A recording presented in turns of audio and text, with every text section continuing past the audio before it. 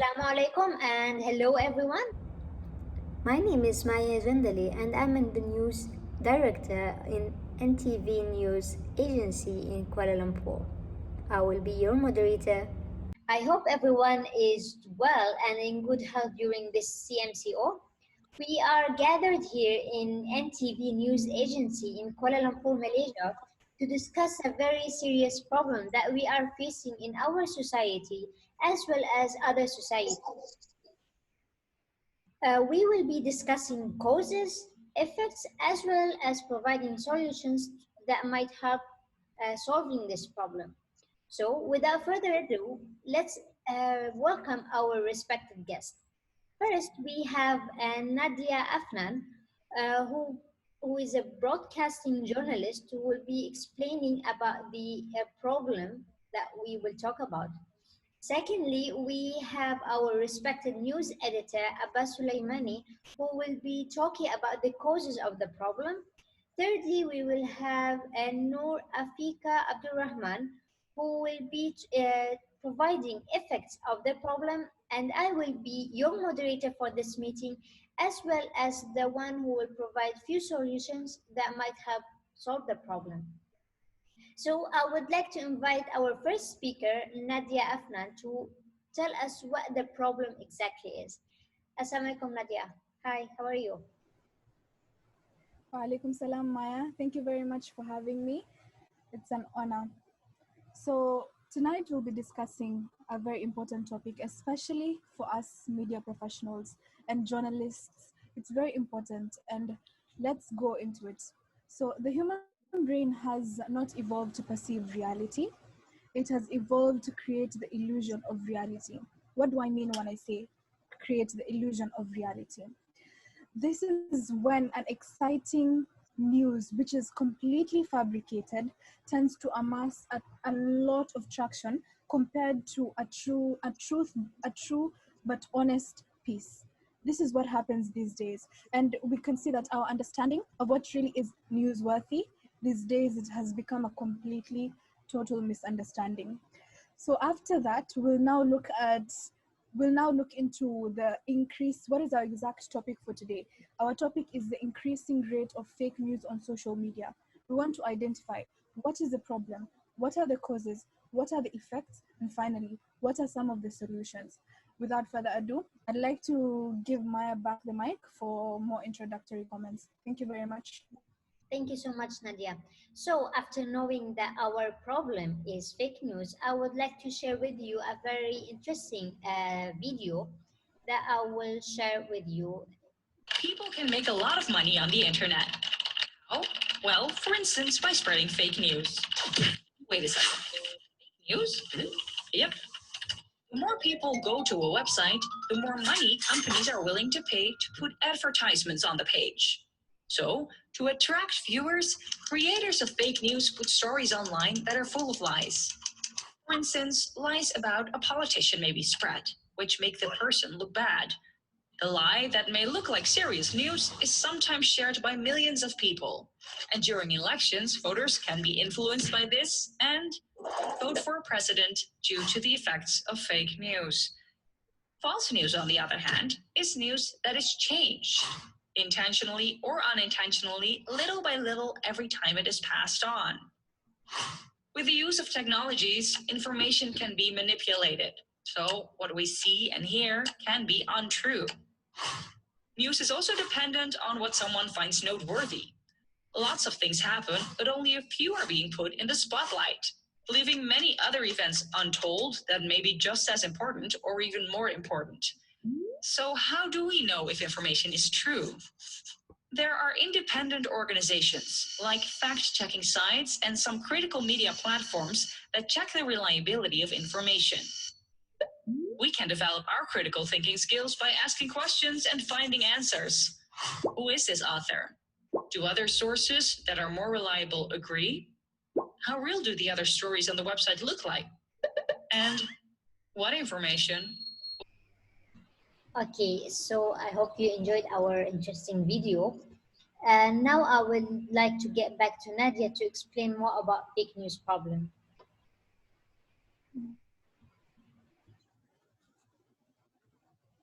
Thank you very much. I hope we've learnt a bit about fake news from that interesting video. So I'd like to kindly ask Maya, let's go straight to the introductory slides. Yes. So let's begin by fake news.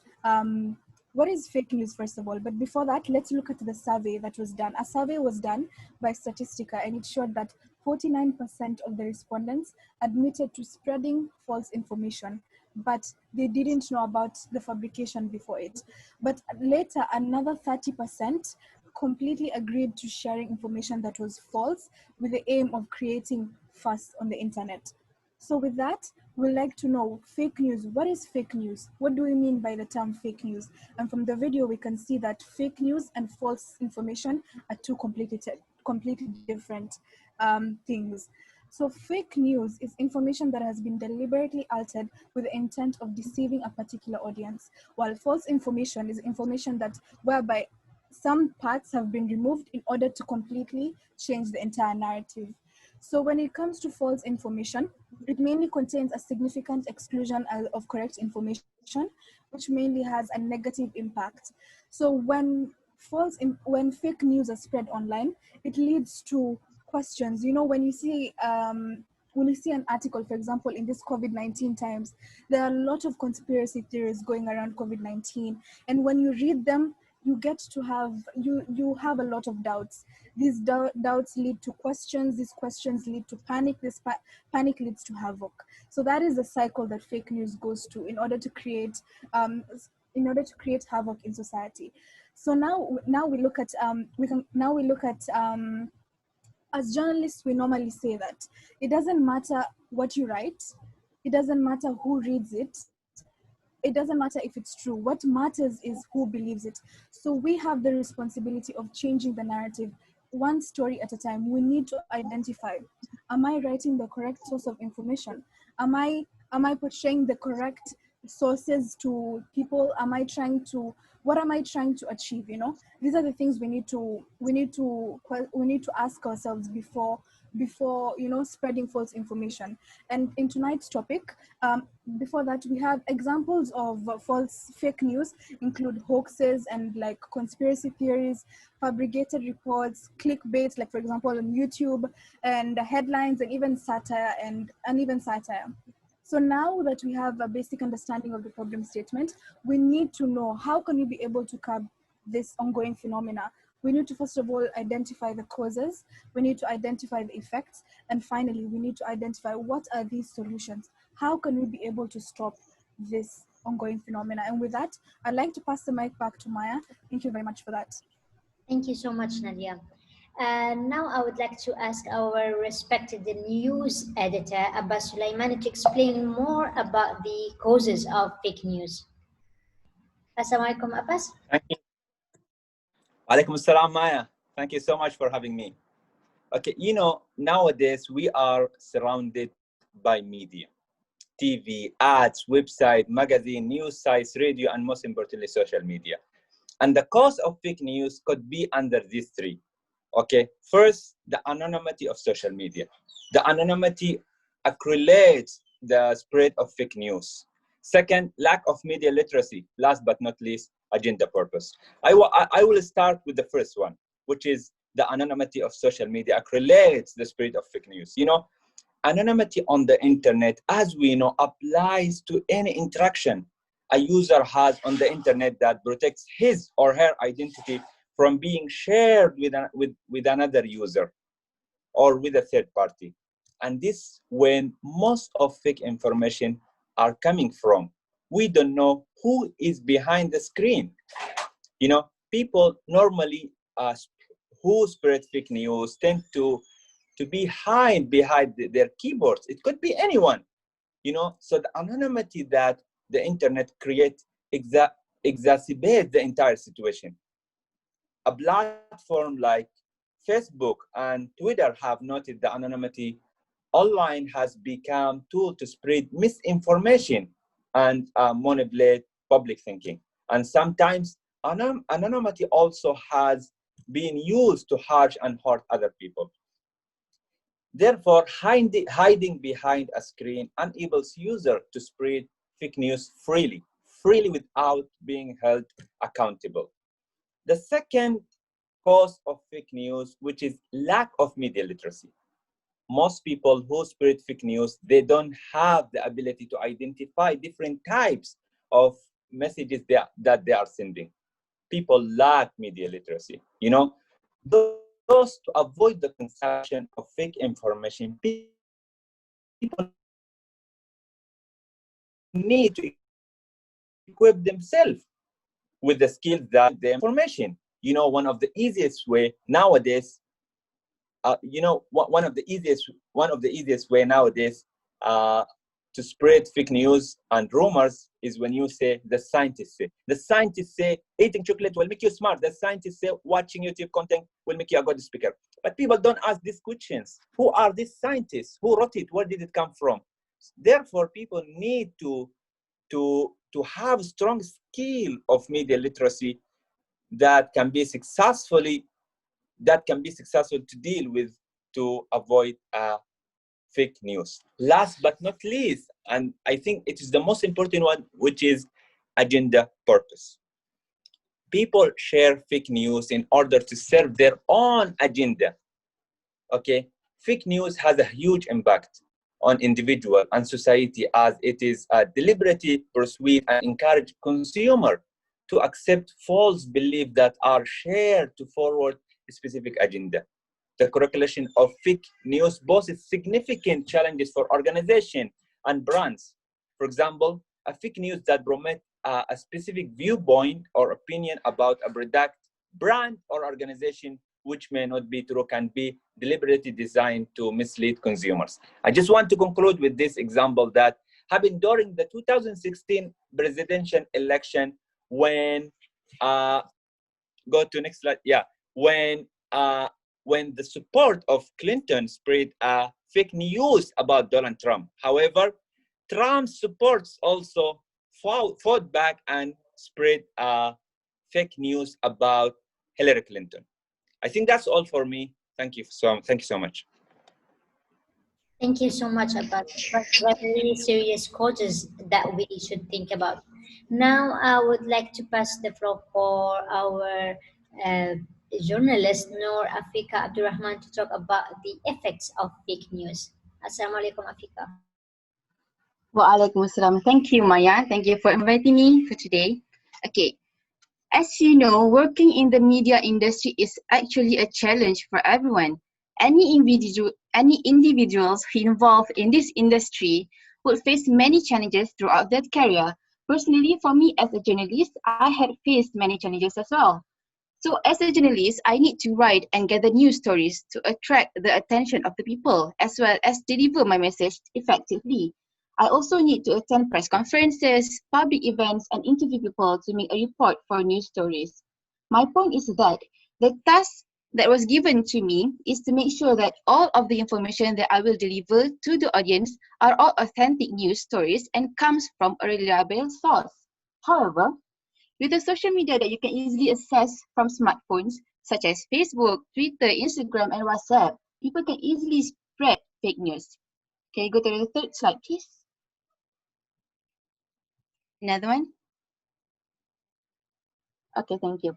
As you can see in the slide, on 23rd March, the Malaysian Communications and Multimedia Commission, or MCMC, has received 43 reports of the spreading of fake news from members of the public, with 18 suspects identified.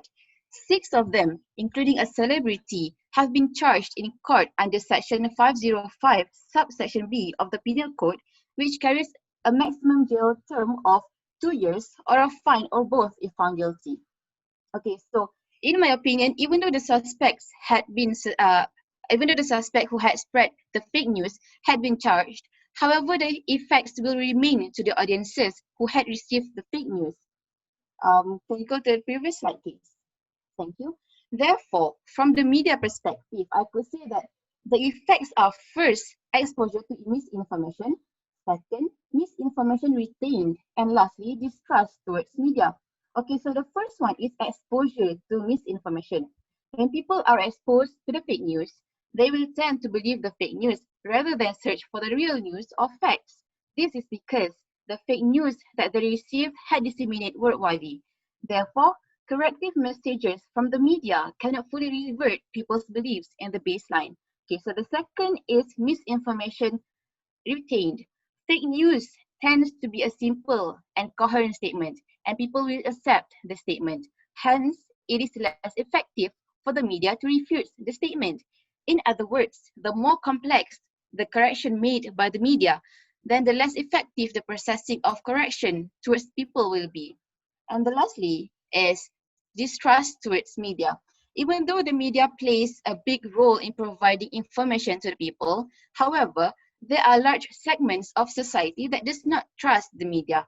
And this will also affect the media itself because people's support and trust towards the media will determine the outcome of retractions from the media itself. Okay, thank you. That's all for me. I pass the floor to my. Thank you so much, Africa. Actually, I totally agree with you that the exposure of the misinformation that we are exposed to these days is very huge. So I will be talking about the solutions about this problem. So first, I suggest that the education of people is really important during fake news. When we face fake news, it's very important to tell the people how to react on it. For example, to educate them, we can tell them few steps they should follow.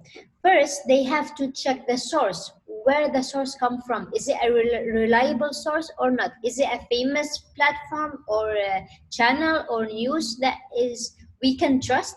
Secondly, they can check the date of the report and the time as well, and they have to check about who's the author of this report. Is he trustworthy, or he just anyone like who doesn't have any idea, or he's spreading fake news. Also, we have to be very aware and teach the people of the information bias. We have to share the news, and they have to read it without any biases, without for example, Republican or Democrats. They have to know the news purely. And secondly, I suggest that people should visit fact checking websites. For example, Snopes.com, it was created in 1995. It is it validates and analyzes the rumors that is happening in the United States. And the another interesting website, which is called allsites.com, which provide a very balanced news coverage without any biases. It provides and gives opinion of the left, centered, and right perspective of people.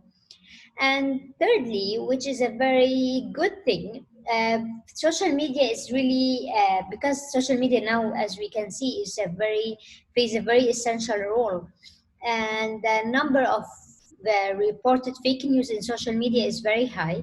So, for example, Facebook have took a step forward to fight fake news.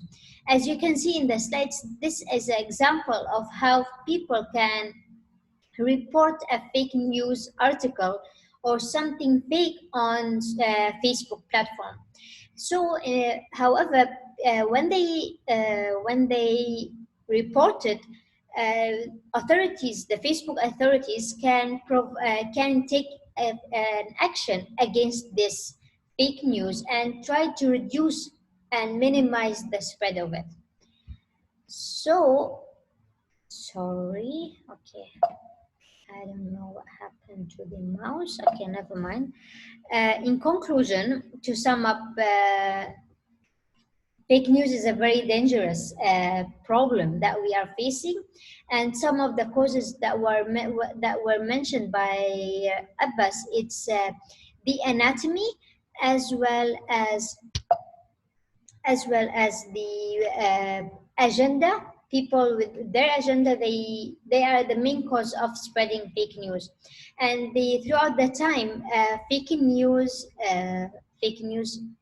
increase, and the effects of it become more because we are exposed to very huge number of information which is not good, and that leads to distrust the media. And as we suggested, few solutions that might help this problem are educating people on how to check news, and secondly, they have to check fact checking websites, and lastly, we should also support social media, which is taking a step forward to fight fake news. So that's all from me. Thank you so much, and I would like to thank all of you who joined us today. And it was very lovely meeting to have you guys. Thank you so much.